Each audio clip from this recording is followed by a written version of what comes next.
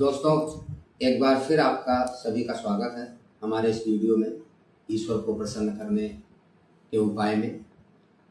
तो दोस्तों, मैंने पिछली वीडियो में आपको बताया जो भी मैं समझता हूँ कि अब आप लोग समझ चुके होंगे कि नहीं निस्वार्थ प्रेम के विषय में मैं क्या कहना चाहता हूँ और किस तरह से हम निस्वार्थ प्रेम कर सकते हैं जिससे हमसे ईश्वर प्रसन्न हो जाएंगे या होते हैं।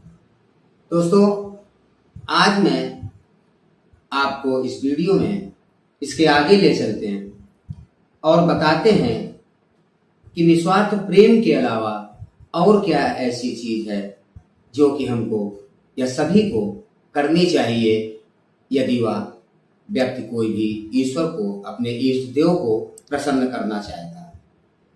तो दोस्तों, जैसे कि हमने बताया, पहला निस्वार्थ प्रेम एक है जो मैंने पिछले वीडियो में बताया। दूसरा कुछ चीजें हैं जो सबसे बड़ा अहम जिसका रोल है वह है हमारा कर्तव्य। कर्तव्य के विषय में भी आप सभी ने सुना होगा, कर्तव्य से परिचित हैं। कर्तव्य मतलब आपको मालूम होगा कि जो भी हम कर्म करते हैं वह हमारे कर्तव्य से जुड़े हुए हैं। अब वो बात अलग है कि कोई भी व्यक्ति अच्छा कर्म करता है या बुरा करता है, वह अलग मैटर है। लेकिन कर्तव्य और कर्म में अगर देखा जाए तो बहुत घनिष्ठ संबंध है।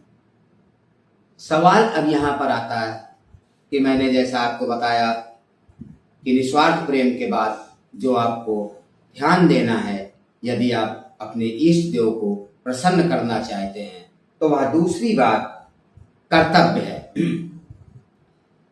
कर्तव्य जैसा कि मैंने बताया कर्म से जुड़ा है।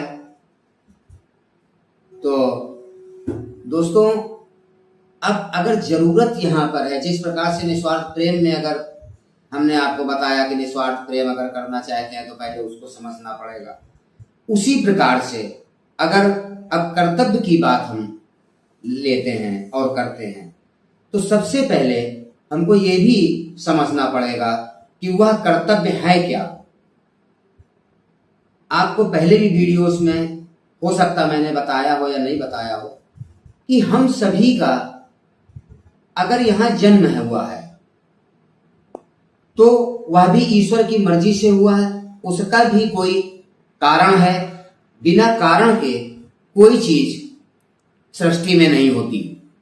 तो अगर हमारा जन्म हुआ है तो इसके पीछे भी कोई ना कोई कारण है और उन कारणों को या पूरा करने के लिए ही हम ईश्वर का सहारा हमको लेना आवश्यक है। क्योंकि जब तक ईश्वर हमसे प्रसन्न नहीं है, ईश्वर हमको मार्गदर्शन हमारा नहीं करते हैं, तब तक हम कहीं भी उनकी मर्जी के बिना नहीं पहुंच सकते। तो अब बात आती है कर्तव्य की। तो जैसा मैंने बताया, सभी लोगों का जैसे जन्म हुआ, कोई पिता है, कोई पुत्र है, कोई कुछ है, कोई बेटी है, कोई बेटा है, तो हर व्यक्ति का इस समाज में कर्तव्य भी है। जैसे पिता का कर्तव्य अलग है, पुत्र का कर्तव्य अपना है, माता का कर्तव्य अपना है, पत्नी का कर्तव्य अपना है, मित्र का कर्तव्य है। इसी प्रकार से अगर हमारा कोई भी रिश्ता इस समाज में किसी ना किसी से अगर है और होता भी है, क्योंकि समाज में बिना रिश्ता रखे हुए हम सामाजिक नहीं हो पाते, तो उसका भी एक कर्तव्य है। और कर्तव्य का मतलब जैसा कि वैसे तो मैंने जनरली बताया कर्तव्य कर्म से रिलेटेड, लेकिन कर्तव्य शब्द अपने आप में यह भी उतना ही गहरा है जितना कि प्रेम या अन्य जो पॉइंट थे जिन पर मैंने आपको बताया। तो कर्तव्य भी इतना साधारण तो नहीं है। यदि इतना साधारण होता तो हर व्यक्ति उन कर्तव्यों को निभा करके और ईश्वर तक पहुंच जाता या उनकी कृपा को आसानी से प्राप्त कर लेता।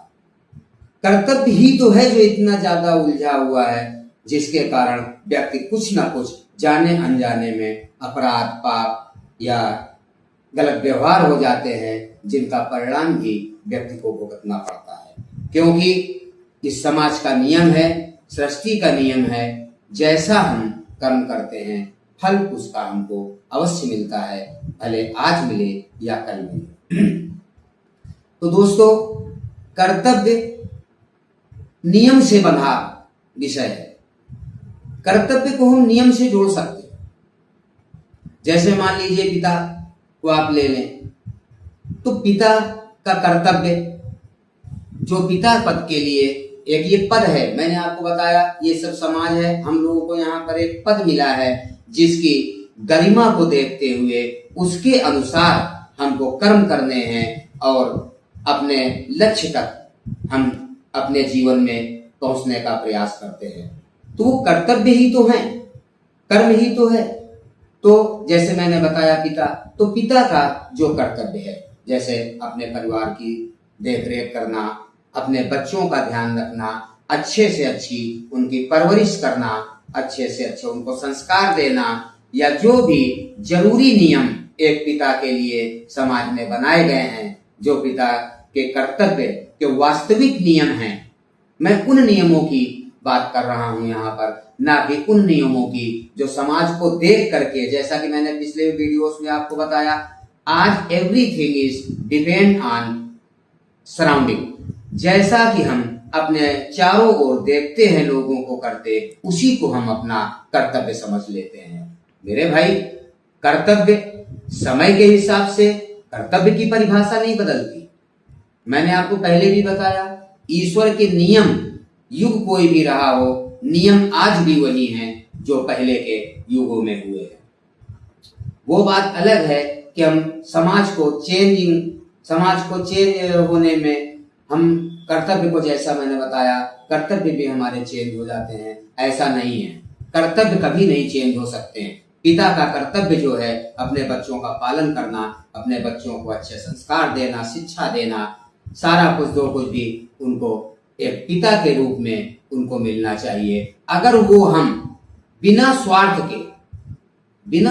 के अगर हम अपना कर्तव्य पूरा करते हैं, तो वह व्यक्ति आई थिंक कभी परेशान नहीं होगा, क्योंकि कर्म ही तो असली पूजा है। अब जब प्रेम हो गया, मान लीजिए हमको ईश्वर से निस्वार्थ प्रेम हमको है, तो अब दूसरी जो मेन चीज आती है वो हमारी कर्म है, हमारे कर्तव्य हैं। अगर हम अपने कर्तव्यों को निभाने में कहीं भी चूक जाते हैं या गलती करते हैं, तो उनका परिणाम भी हमको अवश्य देखने को मिलेगा। आप भी देख सकते हैं, आगे मैं जब बताऊंगा तो आप देखिए अपने आसपास वो नियम भी जिन्होंने नहीं माना या उन कर्तव्यों का निर्वाह सही ढंग से नहीं किया, उनका परिणाम आप देखिए, या जिन्होंने अपने कर्तव्यों का निर्वाह बिना किसी स्वार्थ के सही ढंग से जिन्होंने किया है, उनका भी परिणाम आपको देखने को मिलेगा। तो दोस्तों, अगर समझना है तो वह यही चीज समझनी है कि हर रिश्ते के, हर पद के अपने कर्तव्य हैं।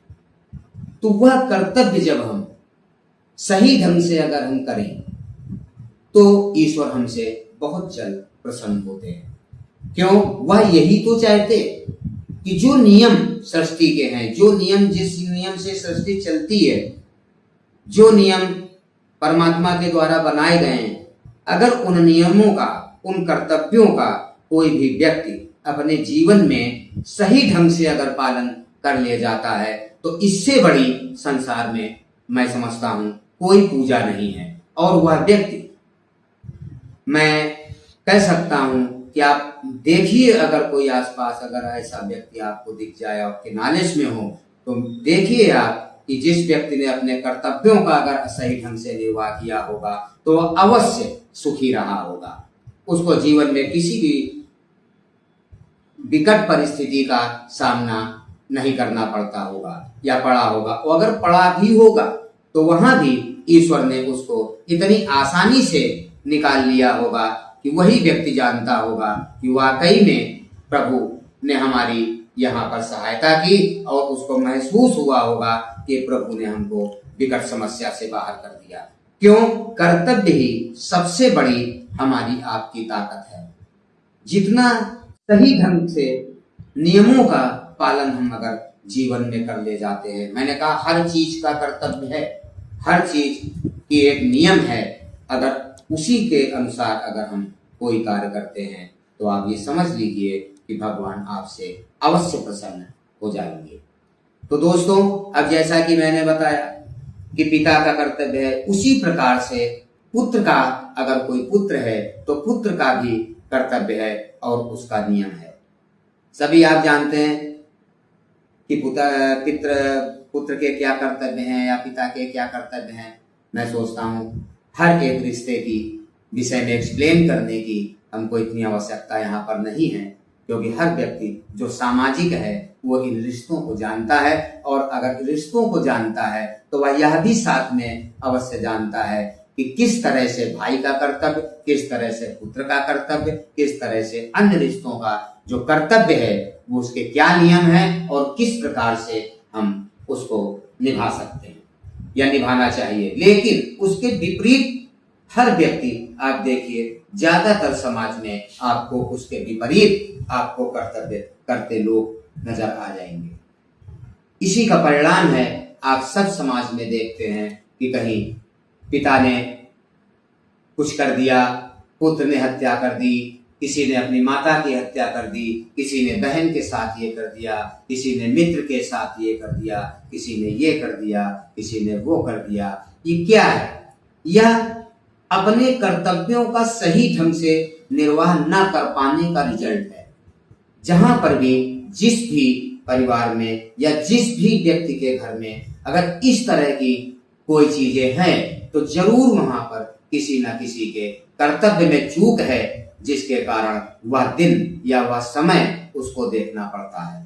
तो कर्तव्य बहुत ही बहुमूल्य चीज है, जिसके द्वारा हम ईश्वर को आसानी से प्रसन्न करते हैं। तो दोस्तों, रिश्ते और नाते जो भी हैं, सबके अपने दायरे और नियम हैं, उन्हीं के अनुसार हमको निभाना चाहिए। इसीलिए आपने देखा होगा, पुराने युगों में आपने देखा, अगर कहीं भाई की बात चलती है तो लक्ष्मण जैसा भाई, राम जैसा भाई, दशरथ जैसे पिता, ऐसे पिता, उदाहरण में हमको कहानियों के द्वारा समाज को समझाने का प्रयास है हमारे महापुरुषों का, जिससे हमको सीख लेनी चाहिए कि किस तरह से कौन सा रिश्ता हमको निभाना चाहिए।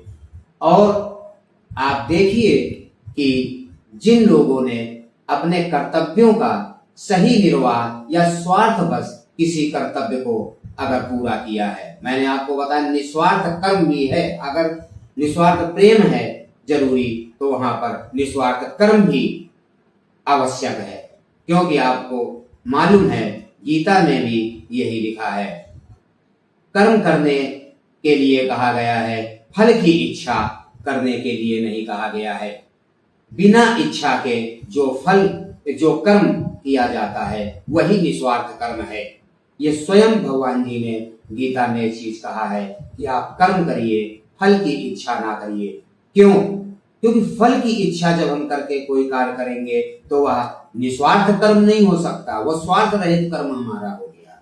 मान लीजिए हम मंदिर जाते हैं, मान लीजिए हम किसी की सेवा करते हैं और उसको अपना कर्तव्य समझ रहे हैं, कर्तव्य समझ करके करते हैं, लेकिन उसके पीछे अगर किसी व्यक्ति का यह स्वार्थ है कि मान लीजिए आज मैंने इसकी सेवा की है, कल ये मेरी सेवा करेगा, तो आप समझ लीजिए यह निस्वार्थ कर्म नहीं है।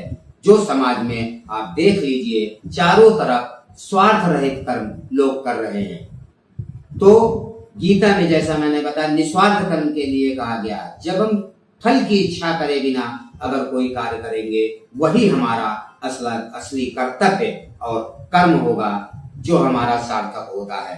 मैंने आपको बताया, आप देखिए आज अपने आस पड़ोस में देख लीजिए, पिता पुत्र को अच्छी शिक्षा दे रहा है, अच्छी जगह पढ़ा रहा, सब कुछ कर रहा है, लेकिन अगर उससे आप बात करें या ना भी बात करें तो अगर ज्यादा आपका मिलने वाला है या कोई, तो आपको खुद ही सुनने में आ जाता है कि बच्चों को वहां पर पढ़ा रहा हूँ, यहाँ पर पढ़ा रहा हूँ, यहाँ से इंजीनियर हो जाएगा या ये हो जाएगा, आगे सफल हो जाएगा तो हमको भी ऐसा होगा, बुढ़ापे में हमारी सेवा करेगा। ये जो स्वार्थ है, बुढ़ापे में हमारी सेवा करेगा, संपन्न होगा हमारी देख, यही स्वार्थ खराब है।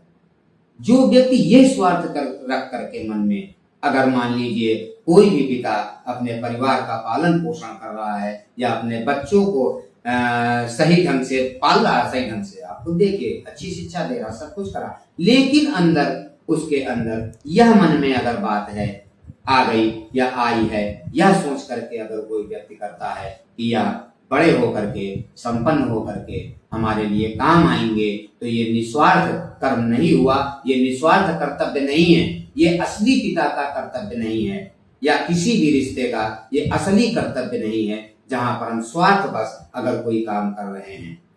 तो दोस्तों, मैंने जो यहाँ पर कर्तव्य की बात की है, जैसे मैंने प्रेम में जब बात की तब भी मैंने आपको बताया निस्वार्थ शब्द को ना भूले। ईश्वर उसी व्यक्ति से प्रसन्न होता है जो व्यक्ति निस्वार्थ बिना सोचे समझे उसके बनाए नियमों पर अमल करता है, उसके बनाए नियमों के आधार पर अपने जीवन को चलाता है। वही व्यक्ति ईश्वर को वास्तव में प्रसन्न कर पाता है और वास्तव में उसी से व्यक्ति प्रभु प्रेम करते हैं। तो दोस्तों, मैंने आपको एक रिश्ता बताया, इसी तरह से आप अन्य में भी आप देख लीजिए, पिछले वीडियोस में भी बताया। यहाँ तक कि लोग अगर मित्र भी बनाते हैं तो ये देख करके बनाते हैं कि वह समाज में उसका स्तर क्या है, वह किस लायक है, हमारे काम आ सकता है कि नहीं है। तो ये मित्र का कर्तव्य नहीं है। उसी प्रकार से जिस प्रकार से पिता का वह कर्तव्य नहीं था, अगर भाई भाई अपने की किसी भाई की मदद करता है, वह यह सोच करके मन में करता है कि आज मैं कर रहा हूं, कल जरूरत पड़ने पर यह हमारी मदद करेगा।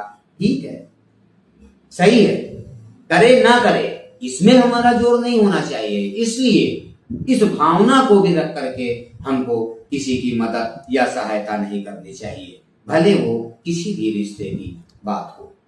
अगर हम कर्तव्य हमको अगर निस्वार्थ करना है तो हमको लालच, स्वार्थ, अपनी इच्छाओं का दमन करना होगा।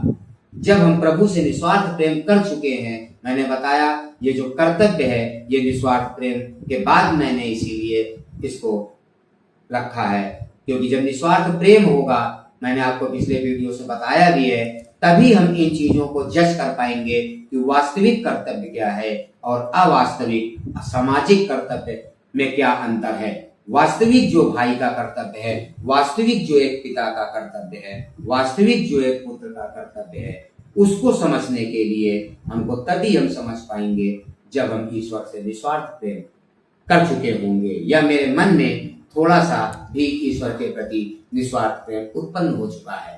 तब आपको जब इन चीजों का ध्यान रखेंगे, कर्तव्यों का साथ में, तभी आपको पूर्ण रूप से ईश्वर को प्रसन्न कर पाएंगे।